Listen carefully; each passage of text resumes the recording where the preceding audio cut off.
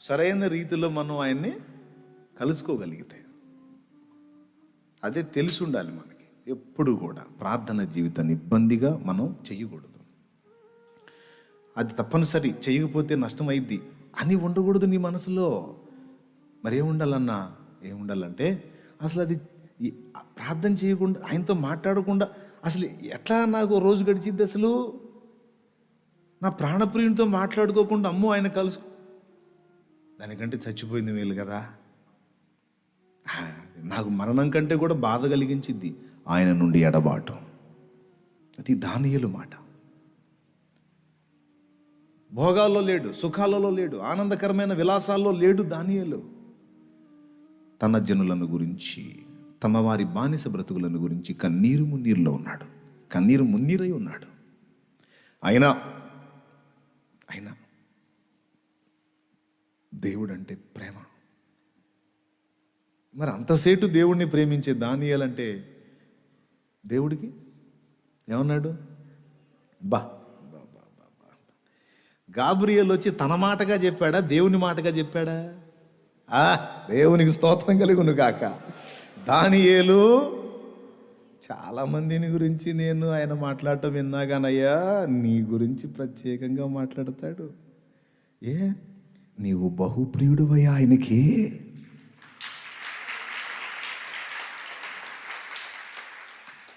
నిన్ననాలి అమ్మా, చాలామందిని గురించి ఆయన మాట్లాడటం విన్నా కానీ, అమ్మో నిన్ను గురించి ప్రత్యేకంగా మాట్లాడుతున్నాడు ఆయన. ఏమని? నీవు బహుప్రియురాలవట. నాయనా, నీ గురించి ఆయన కొంచెం స్పెషల్గా మాట్లాడుతున్నాడు. ఏమని? నీవు ఆయనకు బహుప్రియుడవట, ఆయనకి ఇష్టమైన వాడవట చెప్తున్నాడు. నీ దగ్గర నుండి అట్లా విన్నపం వస్తే చాలు, గాబ్రియల్ వెళ్ళంటాడు. ఎంత స్పీడ్ చేశాడు అనుకున్నా? దానియేలు నీవు బహుప్రియుడు. ఎవరికయ్యా? గాబ్రియల్ గారు మీకా? నాకు కాదయ్యా, నాకు ప్రియుడు వెళ్ళే. నాకు నువ్వు ప్రియుడు అయినా కాకపోయినా అది గొప్ప సంగతి కాదులే, కానీ అవ్వాల్సినోడికి అయ్యావులే. దేవునికి స్తోత్రం. హల్లెలూయా, హల్లెలూయా. అవ్వాల్సిన వానికి అయ్యావు. ఎవరైనా ప్రభు, ఎంత ధన్యత! ఎందుకు వచ్చింది? ఆయనతో కలిసి మాట్లాడకుండా దానియేలుకు రోజు గడవదు. మీకు ఎలా ఉంది? ప్రార్థన చేయకపోతే అమ్మో ఏమన్నా అయితే ఏమైనా భయంగా ఉందా? ఏదో నేను నష్టపోయాను, ఈరోజు ఏదో లాస్ అయిపోయాను, ఏదో నేను కోల్పోయాను అన్న భావన కలుగుతుందా? కోల్పోయానన్న భావన కలుగుతుందా? అయితే నువ్వు లైన్లో ఉన్నావు. అమ్మో చేయలేదు, ఇవాళ ఏమైద్దో, ఏమో సాధనలు వస్తాయో అనిపిస్తుందా? అయితే బానిసగానే ఉన్నాను. ఒకరోజు ఒక పూట ప్రేయర్ మిస్ అయితే నేను లాస్ అయ్యాను, నేను మిస్ అయ్యాను అన్న భావన నీకు కలిగితే రైట్, నువ్వు కరెక్ట్గానే ఉన్నావు. దేవుని స్తోత్రం కలుగును గాక. హల్లెలూయా. నీ మనసు కరెక్ట్గానే పనిచేస్తుంది. అంతే ఉందా? ఈరోజు ఆయన కలుసుకోలేదు, ఏమనుకుంటున్నాడో ఏమో అనిపించాలి. అసలు అట్లా కూడా కాదు. ఎట్లా ఉండగలవు నువ్వు అసలు? ప్రార్థన నీకు ఒక ఇబ్బందికరమైన విషయం కాకూడదు.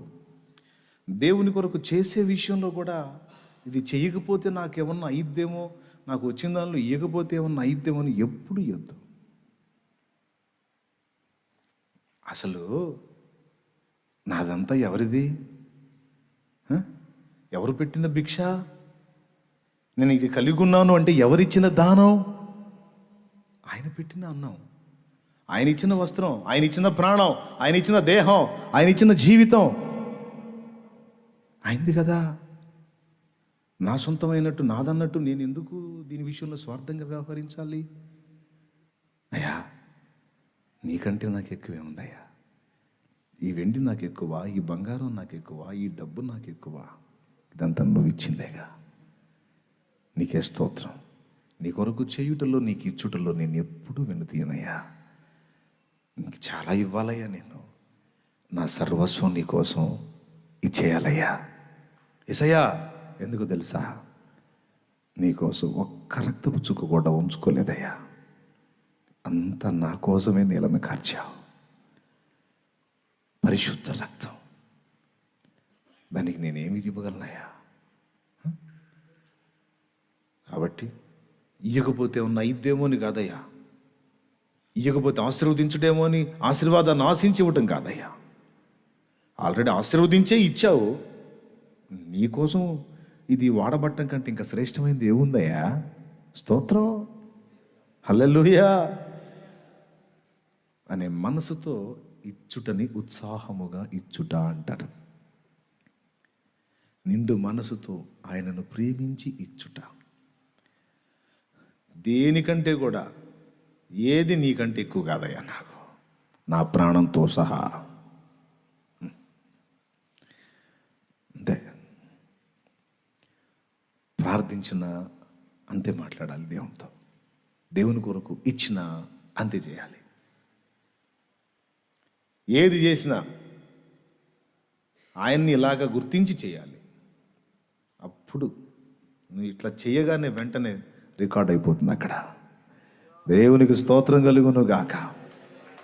నిన్ను మనుషులు గుర్తించని గుర్తించకపోని, పట్టించుకొని పట్టించుకోపోని, నిన్ను గురించి ఘనపరిచి మాట్లాడని మాట్లాడకపోని, చూసేవాడు చూశాడు, రాసే దగ్గర రాశాడు, చేసే కార్యం చేస్తాడు.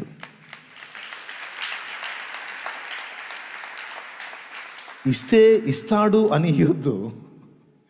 ఆల్రెడీ ఇవ్వటానికి ఇచ్చాడు కనుక థ్యాంక్స్ అని ఇచ్చేసేయండి చేయాలనుకుంటే. అర్థమైందా? అంతే. స్తుతించినా కూడా ఎట్లా చేయాలా? ఎట్లా స్తుతించాలా? వాస్తవాన్ని ఒప్పుకుంటూ ఆయన్ని వర్ణించుకుంటూ మాట్లాడుకోవాలా. స్తోత్రం స్తుతి, స్తోత్రం స్తుతి అని యాంత్రికంగా ఎప్పుడూ మనం అనకూడదు. స్తుతి స్తోత్రం చెబితే కారణం ఏంటో చెప్పుకుంటూ ఒక పక్కన ఆయన కార్యాలు వివరించుకుంటూ స్తుతించుకోవాలి. స్తుతి స్తుతి స్తుతి స్తుతి అని ఒక 1000 సార్లు అంటే, అబ్బా 1000 సార్లు స్తుతి అంది అని 1000 సార్లు స్తుతి అని రాసుకుంటాడు అనుకోవాక. 1000 సార్లు అసలు ఎందుకు స్తుతించావంటే ఈ కార్యాన్ని బట్టి, ఈ క్రియను బట్టి, ఇందును బట్టి అట్లా చెప్పుకుంటూ స్తుతించు. సూపర్గా ఉంటుంది. వర్ణించు. అది కూడా ఎర్ర సముద్రంలో పాయలు చేసిన దేవా స్తోత్రం, మండ నుండి జలములు రప్పించిన దేవా స్తోత్రం అండి. 1000 స్తుతులు పుస్తకంలో మృత్యుంజయుడా స్తోత్రం అండి, ఆది సంబూధుడా స్తోత్రం, త్రియేక దేవా స్తోత్రం. ఆ భావంలోకి వెళ్ళిపో, ఆ ఫీల్లోకి వెళ్ళిపో. Praise the Lord. ఆ సన్నివేశంలోకి వెళ్ళిపోయి ఆ మేలు పొందిన వ్యక్తివిగా నువ్వు అయిపో. ఆ అనుభవంలోకి వచ్చేసి నువ్వు 1,000,000 స్తుతులు కాదు, ఆ అనుభవం పొందుతూ ఒక్కసారి స్తుతించినా అది విలువైంది. నిండు మనసుతో అనుభవిస్తూ ఆస్వాదిస్తూ, యేసయ్యా నీకు స్తోత్రం అయ్యా అని నిండు మనసుతో ఆస్వాదనతో అనుభవిస్తూ ఆ అనుభూతిలోకి వెళ్ళిపోయి నువ్వు ఒక్కసారి స్తుతి పలికినా అక్కడ మారుమోగిద్ది అది. హల్లెలూయా. యేసయ్యతో మనం సహజీవనం చేయాలి. చేసేదానికి మన దగ్గరకు వస్తాడు ఆయన. మనం ఆయనకు సమీపంలోకి వెళ్ళాలి. ప్రతిరోజు చల్లబోటున ఆదాం దగ్గరకు వచ్చాడు అట్లా. ఈరోజు నీకు నాకు కూడా ఆ అనుభవం ఇవ్వటానికి, అలా మనతో గడపటానికి ఇంకా ఎక్కువ ఇష్టపడతాడు యేసయ్య. ఆదాం ప్రారంభంలో ఏ స్థితిలో ఉన్నాడో శుద్ధుడుగా, ఈరోజు యేసు రక్తం చేత కడగబడి శుద్ధులమయ్యాం. అందుకని మన స్వరం వినగోరుతాడు, మన ముఖం చూడగోరుతాడు. కాబట్టి మిస్ అవ్వకుండా దీన్ని ఇలా సాధన చేసుకోండి. ప్రార్థన నీకు కష్టం కాకూడదు. కష్టం అవుతుంది అంటే అర్థం కాల, అసలు నీకు ఆయన ఫ్రెండ్షిప్లో ఉన్న ఆకర్షణ అర్థం కాల. అర్థమైతే ఒక ఏనుగును వెనక్కట్టేసి, లేదా 1000 ఏనుగులు నిన్ను వెనక్కట్టేసి ఆపినా ఆ ఏనుగులను కూడా లాక్కొని పోతావు యేసయ్య దగ్గరికి. హల్లెలూయా, హల్లెలూయా. సంఖ్యలేసి బంధించిన పటాపంచలు చేసుకుని వెళ్ళిపోతావు. నీ వల్ల కాదు, ఎవ్వడు ఆపలేడు. ఏమంటారు మరి? నిందల పాలై నిత్య నిబంధన నీతో చేసిన దానియేలుకు, నిందల పాలై నిత్య నిబంధన నీతో చేసిన దానియేలుకు సింహాసన మీర్చినావు,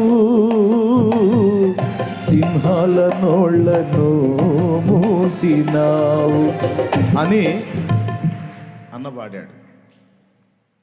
సింహాసనం ఇచ్చావు, సింహాల నోళ్ళు మూసేసావని. నేను చెప్పనా, ఆయన పాడింది కరెక్టే. అంతకంటే ఇంకా శ్రేష్టమైన ఒక మాట ఏంటంటే, ఈ రెండిటి కంటే కూడా అద్భుతమైనటువంటి ఘనత దానియేలుకి ఏంటంటే, దేవాది దేవుని దాసుడు దూత అయినటువంటి గాబ్రియేలు ద్వారా వచ్చిన సాక్ష్యమే గొప్పది. దానియేలు బహుప్రియుడు. ఆ మాట ఆయన అన్నాడంటే ఇక సింహాసనం ఎంత చేసు, ఇక సింహాలు ఏమి చేసు. దేవునికి స్తోత్రం. ఎంత నచ్చితేనో కదా. దానియేలు లైఫే వేరు.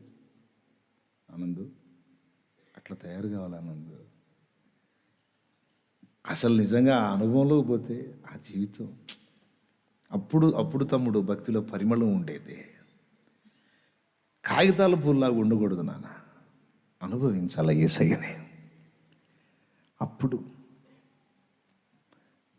పరిమళాలు వెదజల్లింది భక్తి. హల్లెలూయా, హల్లెలూయా. నాకు అట్లాంటి భక్తి చేయటమే ఇష్టం. ఎవరికి నచ్చకపోని నా టైప్ పిచ్చోళ్ళు, నాలాగా ఆయన కలుసుకున్న వాళ్ళు ఉంటారుగా, వాళ్ళకి అర్థమైద్ది నేను చెప్పేది. ఈ ఆఫ్ అండ్ ఆఫ్లకు అర్థం కాదు. ఏడిచారు, వాళ్ళతో నాకు అవసరం లేదు. పనికి మాలిన చెత్త 10,000 అయిన ఒకటి, పనికి వచ్చేవాళ్ళు 10 మంది అయినా ఒకటే. దేవునికి స్తోత్రం అన్నట్టు సరైన భక్తి చేసేటువంటి మనస్సు కలిగినటువంటి వ్యక్తులు కావాలి. వాళ్ళ ద్వారా సాధ్యమైంది దేవుని రాజ్య నిర్మాణం. వాళ్ళ ద్వారా కదిలిద్ది సాతాను ప్రపంచం. వాళ్ళ ద్వారా ఇద్ది పాతాళ లోకం తల్లక్రిందులు. వాళ్ళ ద్వారా ఇద్ది ఊళ్ళల్లో ఉజ్జీవం, గ్రామాలలో, పట్టణాలలో, పల్లెల్లో, అడవులలో. అలాంటి వ్యక్తుల వల్ల ఇద్ది బలమైన కార్యం.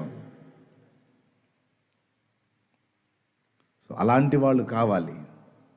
అలాంటి వాళ్ళు కావాలంటే యేసును కలుసుకోవాలి, అనుభవించాలి.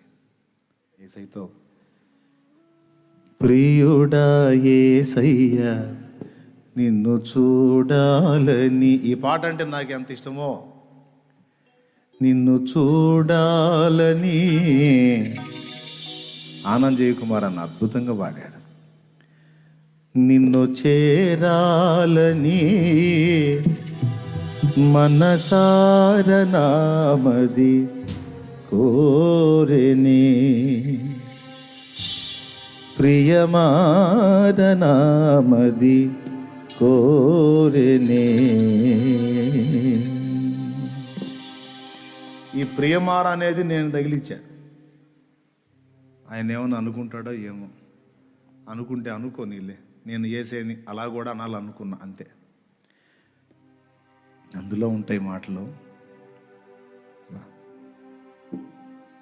అసలు ఆ పల్లవే అద్భుతం, అమృతప్రాయం. 1000 సార్లు పాడుకున్న తృప్తి తీరదు.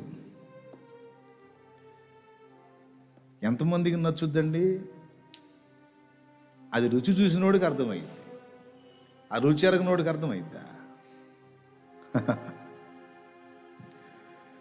పాడుకుంటా.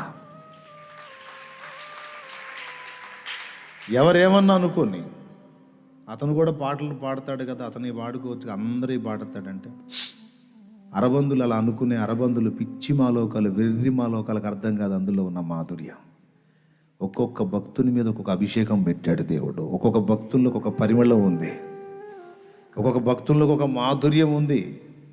ఎంత అద్భుతమైన విషయాలండి. ప్రియుడా నిన్ను చూడాలని, స్కేల్ పెంచితే ఇంకా అద్భుతంగా ఉంటుంది.